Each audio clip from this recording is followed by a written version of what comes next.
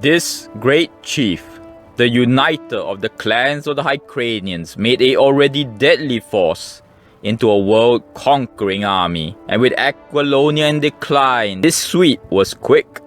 With Britannia swiftly taken over, southern Hyperborea and Corinthia devastated, and even the fearsome Cimmerians pushed back to the hills, where the invaders' cavalry were not as efficient. The conquering continued though, and with Shem falling, and a Stygian force routed, along with its state, leading many Amazons to be captured, and they were settled with the Shemites. The Zingarans, who were already fleeing the rising Pictish horde, were captured too, and they were settled in Zamora. It is then that these two powers clashed, Pict versus Hyrkarian of fear, the Pictish army preventing the great chief from being able to take all of Stygia. The new Hyrkarian empire stretched from the ravaged borders of Hyperborea to the north, all the way to the deserts in the south and the eastern lands of Zamora, Britannia, the border kingdom, and Corinthia. Koth was also partially conquered, but again the Picts in western Koth held their own. As this war between the two powers stalled, in the shadows, Cimmeria, Nordheim, Nemedia, and the Aesir had mercenary armies who were still unconquered. Action was taken when the Glacial Age came. The Aesir swept over Hyperborea, invading and blotting it out, then hitting the Hyrkarians hard and forcing them to retreat toward the Vilayet. The Hyrkarian army was also defeated by the Cimmerians on the borders of Britannia, retreating from an attack from the Nordics. An Aesir army followed up and chased the Hyrkarians out totally. Nordics from Nemedia assisted Koth and Shem to rise up and chase out their overlords.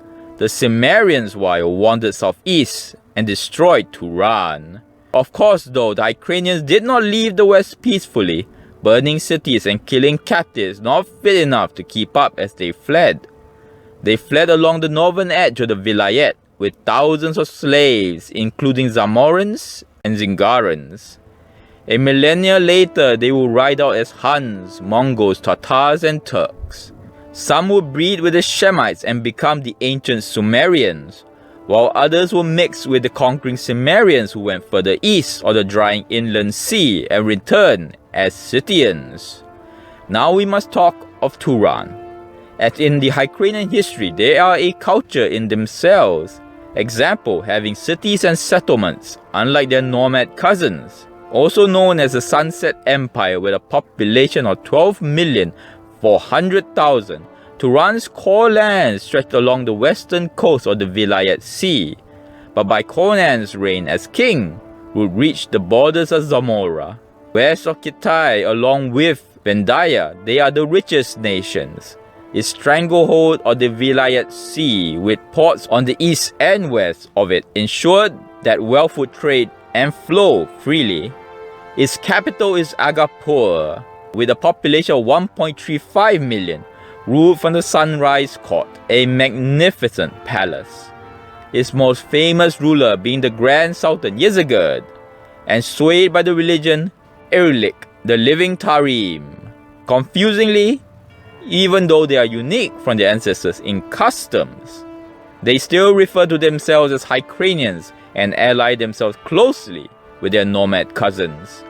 Next time, the history of Turan and its people, to end this look at the history of the Hyrkarians.